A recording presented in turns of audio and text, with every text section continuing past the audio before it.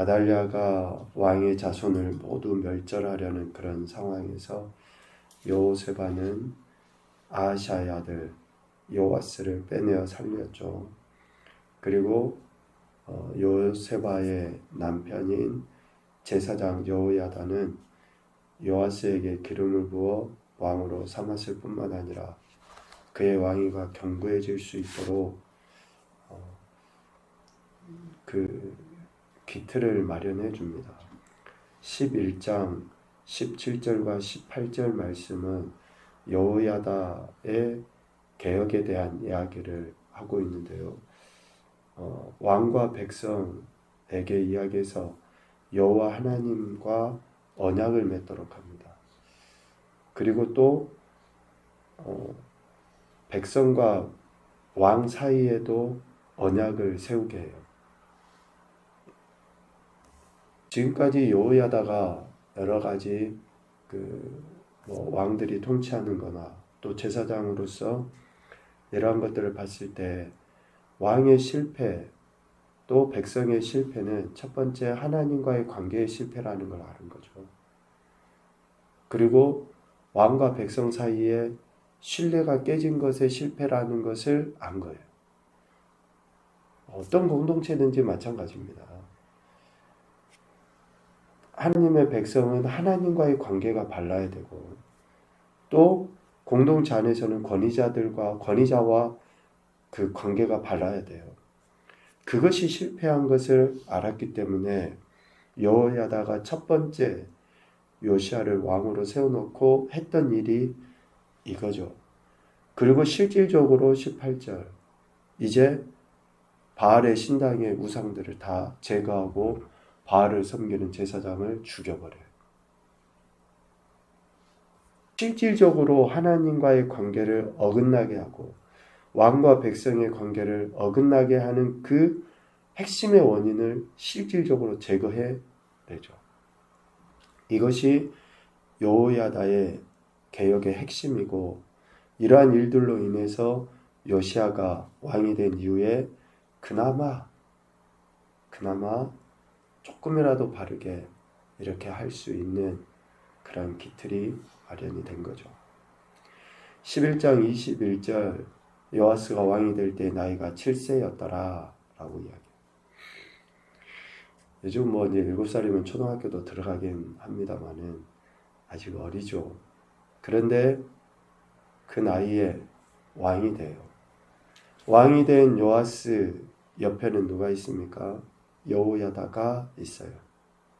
2절에 보면 요아스는 제사장 여호야다가 그를 교훈하는 모든 날 동안에는 여호와 보시기에 정직히 행하였으되 라고 이야기합니다. 요아스라는 이름의 의미는 여호와께서 주셨다 라는 의미가 있어요. 여호와께서 주셨다. 이제 우리는 지금 요아스가 어떻게 목숨을 부지하게 됐는지 또 어떻게 지금 이렇게 7살 어린 나이에도 왕이 됐는지를 보니까 참 그 이름의 의미처럼 하나님께서 주셨다라는 게 쉽게 이해가 되고 받아들여지죠. 요아스는 하나님께서 여호와께서 주셨다. 모든 것에 대한 그런 하나님의 주권적 역사하심에 대한 인정을 해야 하고 할 수밖에 없는 존재가 요아스예요. 목숨을 부지한 거나 왕위에 오른 거나. 그런데 오늘 2절 말미에 보면 여호야다가 살아있을 동안에는 여호와 보시기에 정직히 행하였으되 라는 이야기를 하고 있습니다. 이 이야기는 3절을 이끄는 이야기가 아닙니다. 이미 이전의 왕들도 어때요? 하나님 보시기에 정직하게는 행하였으나 산당을 제거하지 않았거든요. 지금 요아스도 똑같이 그들하고 같아요. 그런데 2절에 여호와 보시기에 정직하게 행하였으되는 이전의 왕들과 다르게 요아스가 변질된 것에 대해서 이야기해요. 역대하 24장에 보면 똑같이 요아스에 대한 이야기를 기록을 하고 있는데요. 특별히 요아스가 제사장 여호야다가 죽고 난 이후에는 신앙적인 변질, 하나님이 아닌 아세라상을 섬기도록 허용해버린 이런 변질이 기록이 되어 있어요. 여간 요아스는 이렇게 제사장 여호야다가 교훈하고 가르치는 날 동안에는 여호와 보시기에 정직하게 행하였다. 그 정직하게 행하였던 것에 어쩌면 대표적인 모습이 4절 이하에 여호와의 성전이 파손된 것을 보수하도록 지시하는 것을 통해서 알 수 있어요. 여호와의 성전에 숨어서 지내다가 왕이 된 요아스가 이제 왕이 돼서 하나님 보시기에 정직하게 행하려고 했던 그 행태의 첫 번째가 여호와의 성전 보수공사라는 거예요. 그런데 우리가 큰 틀로 보면 요아스가 이렇게 정직하게 행하려 한 것이 마치 여호와의 성전을 보수해서 성전 중심, 하나님 중심의 신앙으로 바꾸려고 하는 것 같지만 4절의 내용을 꼼꼼히 살펴보면 요아스가 나이가 어리기도 하지만 아직 하나님의 말씀에 대한 바른 태도를 보이지 못하고 있다는 것을 알 수 있어요. 4절에 보면 여호와의 성전에 거룩하게 하여 드리는 모든 은, 곧 사람이 통용하는 은이나 각 사람의 몸값으로 드리는 은이나 자원하여 성전에 드리는 모든 은을 지금 세 가지 종류의 은에 대해서 이야기하죠. 사람이 통용하는 은, 각 사람의 몸값으로 드리는 은, 자원하여 성전에 드리는 은. 지금 하나님의 제단에 드리고 하나님 성전을 보호하기 위해서 레위인들을 통해서 드려진 구별된 헌금, 헌물, 은이 있어요. 그런데 요아스는 모든 것을 다 그 모든 은을 구별하여 각각에 사용하려 하지 아니하고 드려진 이 모든 은을 여호와의 성전 보수 공사에 사용하려 했다라는 거예요. 우리는 드려진 모든 것들을 다 가지고 그냥 하나님의 일을 하는 것이 옳다라고 생각하려는지 모르지만 각각의 사용해야 될, 사용하도록 목적을 가지고 하나님 앞에 드리는 것은 구별했었어야 돼요. 그런데 요아스는 그러한 분별을 하지 못한 거죠.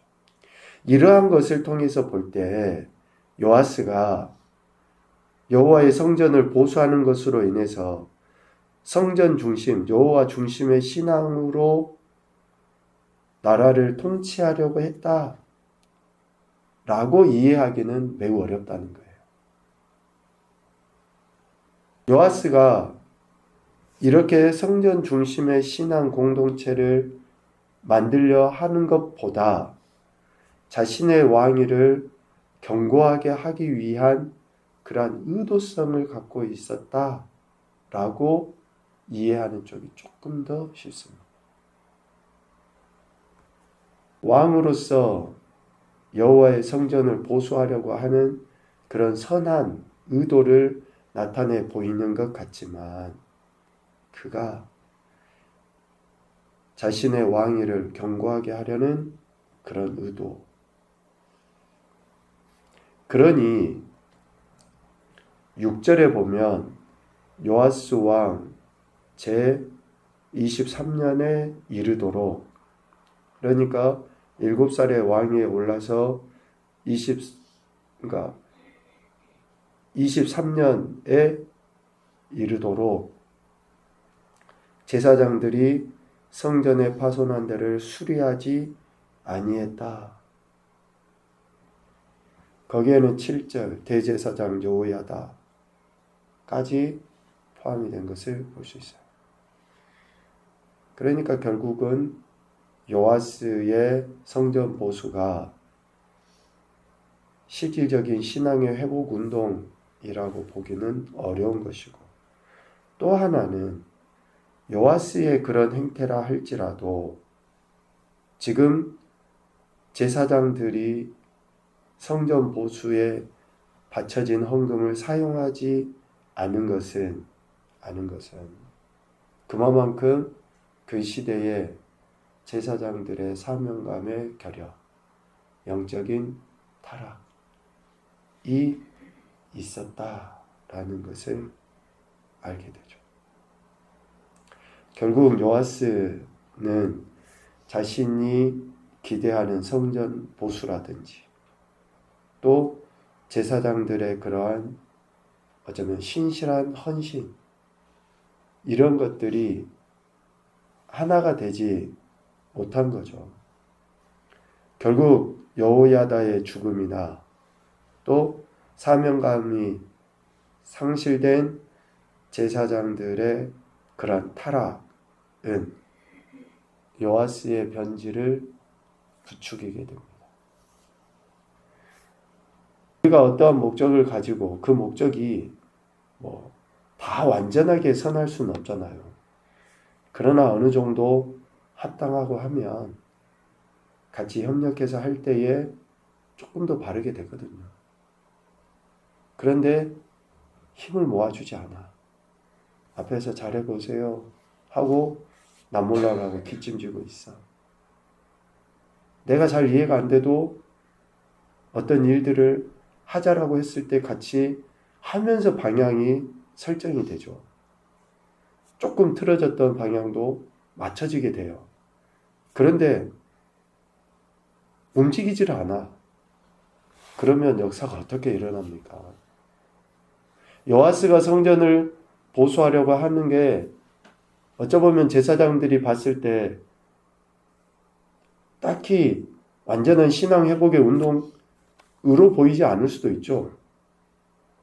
그러나 같이 사명감을 갖고 뭔가 격려하고 했다 그러면 또 달라질 수 있지 않았을까.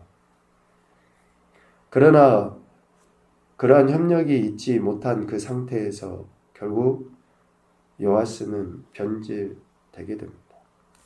역대하 24장 17절과 18절 말씀을 읽어드리겠는데요. 요아스는 여호야다의 죽음 이후에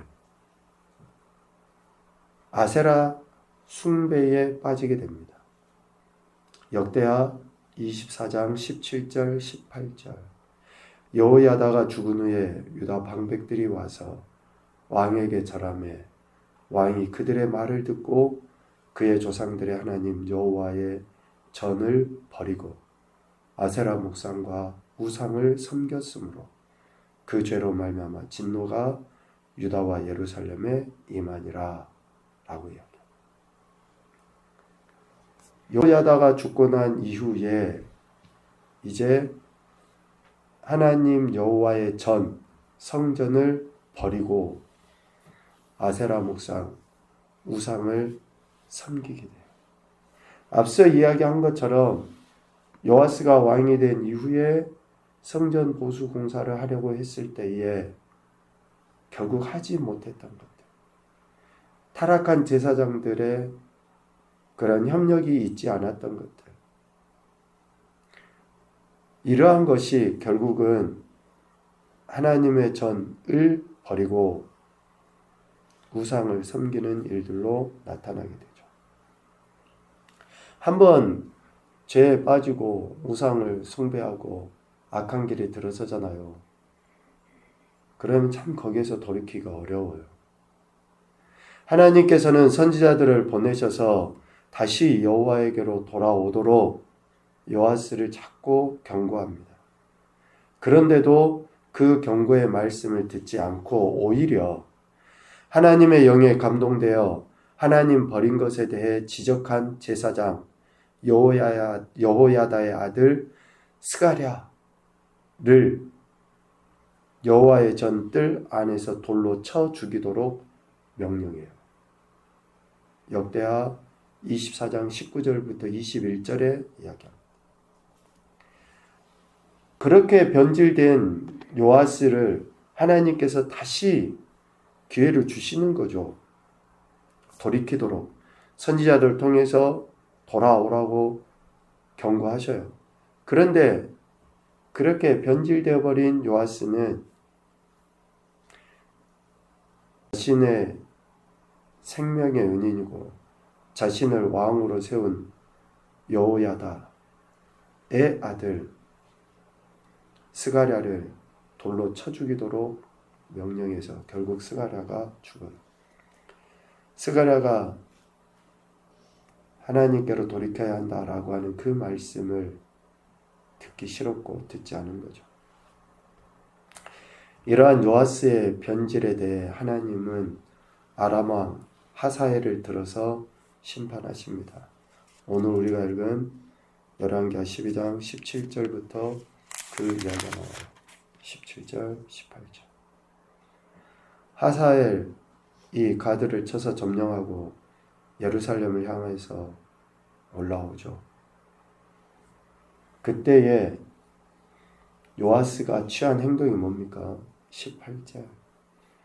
피굴하게 목숨을 부지하기 위해서 유다왕 여호사밧, 여호람, 아하시아가 구별하여 드린 모든 선물, 자기가 구별하여 드린 선물, 여호와의 성전 곡간과 왕궁에 있는 금을 다 가져다가 아람 왕 하사엘에게 조공으로 바치는 거예요. 얼마나 비참한 왕으로서 수치스러운 그러한 하나님의 성전에 있는 모든 것들을 다 자기가 자발적으로 갖다 바치면서 목숨을 부지하려고 해요. 그러나 그 목숨이 부지되겠습니까? 20절 요아스의 신복들이 일어나 반역하여 밀로 궁에서 그를 죽이게 됩니다. 그러니까 참 하나님을 떠나고 하나님을 버려버린 그 인생, 하나님의 경고의 말씀을 듣지 않고 여전히 그래요. 자기 소견에 오른 대로 살아가는 그 인생. 여러분 미안하지만 우리 신앙생활도 마찬가지예요. 내가 하고 싶은 대로 신앙생활하는 게 아니라 하나님 말씀대로 내가 원하는 것을 관철시키기 위해서가 아니라 하나님이 하라고 하신 또 들려주신 그 말씀들에 대해서 우리가 바르게 반응을 보여야 되거든요. 우리가 다른 여타 종교하고 다른 거는 그거예요. 우리는 단순히 평안을 얻고 위로받기 위해서 신앙생활을 하는 게 아니고 하나님의 말씀을 삶으로 살아내기 위해서 우리는 그렇게 신앙생활을 하는 거예요. 이미 우리는 다 은혜 받았다니까요. 이미 우리는 다 구원보다 더 큰 은혜가 어디 있어요. 그러니까 내가 기대하고 내가 원하는 것을 기도하는 것이 아니라 하나님이 내게 하라고 하신 것을 내가 어떻게 순종하며 살아갈까? 그것을 놓고 기도하는 거고 그렇게 해서 하나님 말씀을 하나님을 버리지 않기 위해 우리는 몸부림을 쳐야 되는 거죠. 그러나 오늘 요아스는 결국 이러한 변질된 신앙의 행태, 즉 하나님을 버린 것으로 인해서 비참한 최후를 맞이하게 되죠. 요아스라는 인물은 참 안타까운 인물입니다. 그 죽음 가운데서 건짐을 받고 왕까지 되었음에도 불구하고 결국은 변질돼서 반역에 의해 목숨을 잃게 되는 그런 안타까운 인생이 된 것이죠. 첫 번째 교훈입니다. 사람이 아닌 하나님 앞에 언제나 신실해야 한다. 하나님 앞에 언제나 신실해야 한다. 두 번째, 주어진 사명을 감당함에 있어서 변질되지 않아야 한다. 목회자뿐만이 아닙니다. 성도들도 마찬가지예요. 정말 우리가 처음에 예수님을 믿고 주신 은혜에 대해서 감사하며 살겠다고 했던 것들이 얼마나 여전히 그렇게 하나님 앞에 감사로 나타나고 있는지 잘 우리 자신들을 살펴봐야 됩니다. 세 번째, 하나님을 떠난 것은 결국 영혼육의 파멸 뿐이다. 하나님을 떠난 것은 영혼육의 파멸 뿐입니다. 하나님을 떠났다고 하는 것은 다른 종교를 믿는다, 또 우상을 섬긴다, 그런 차원만은 아닙니다. 하나님 말씀을 듣지 않고 하나님을 섬기는 것 같지만 이방신을 섬기는 것과 같이 섬기는 것도 하나님을 떠난 겁니다. 그래서 우리가 매우 신중하게 주의하고 또 깨어서 바르게 하나님 말씀 앞에 서야 하는 것이죠. 오늘 요아스의 이러한 인생의 여정을 보면서 우리가 반면교사 삼았으면 좋겠고요. 다시금 저와 여러분에게 주신 그 사명감이 무엇인지 확신을 갖고 오늘 한 날도 하나님의 영광을 살아낼 수 있는 그런 귀하고 복된 한 날이 되실 수 있기를 주님의 이름으로 축복합니다. 아멘.